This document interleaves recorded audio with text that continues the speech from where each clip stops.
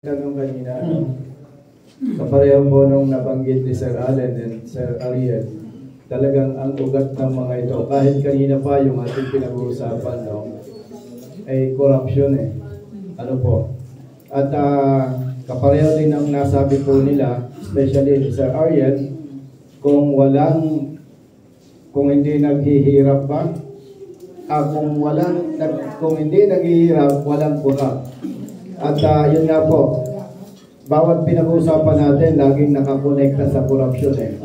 At ang isang tinitingnan po natin dito, ako po ay hindi ko pwedeng sabing mas magaling sa kasama ko o mas magaling sa ibang aspiring na maging senador. Yun lamang po dedikasyon. Ang isang nakikita ko po sa ating mga babayan, hindi na tayo aangat pa kung hindi mariresolba o hindi tayo hahakbang laban sa korupsyon. Ang isang nakikita ko po dyan na maaaring sa iba ay hindi acceptable, iangat natin ang buhay ng bawat pamilya Pilipino. Kasi po, dito lamang sa ating magkakasama sa kwarto na to, yung maayos ang buhay, maayos ang pamilya dyan, mahirap kurapin yan.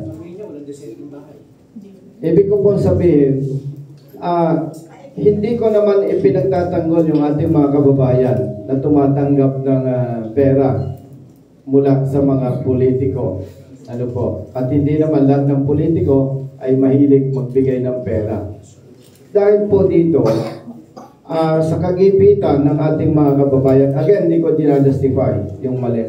Dahil sa kagipitan ng marami nating mga kababayan, may mga kababayan tayo parang sinasamba ang politiko.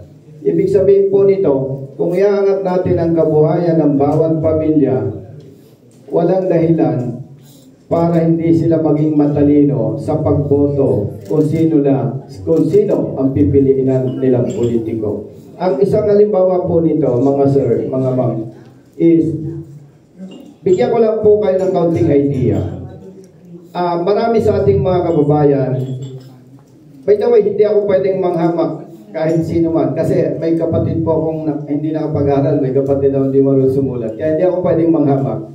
May mga kababayan tayo, marami sa ating mga kababayan, sir, ang naabot, high school lamang. Pero may magandang programa ang DSW, ang TESDA na dapat lamang nating bantayan. Paano po yun? Kung high school graduate lamang ang naabot mo, at ikaw ay may interest na matuto sa welding works, carpentry works, garments, i-train po natin at tanggapin natin ang katotohanan na hindi sapat ang trabaho dito sa ating bansa. May mga legal po diyang recruiter, yung management, manpower services, may kaibigan po ako.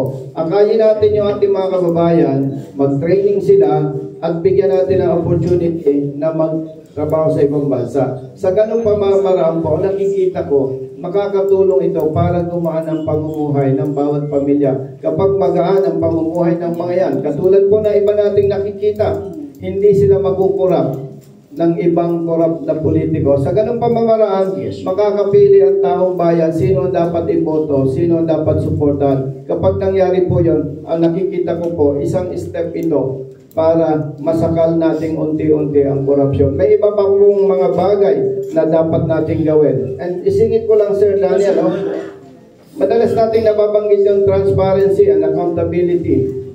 Pero pasensya mga sir, no? Parang hanggang kwento na lang yan eh. Yung transparency and accountability. Medyo malayo pa po tayo doon. Ang nakikita ko lang po sa ating mga kababayan ay mag-umpisa na po tayo.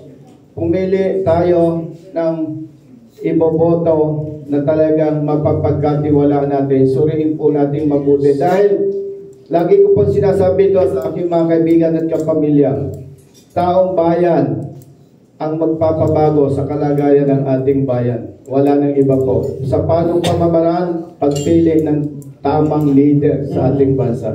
Okay, siya pinag-uusapan, sundot na tanong lang doon.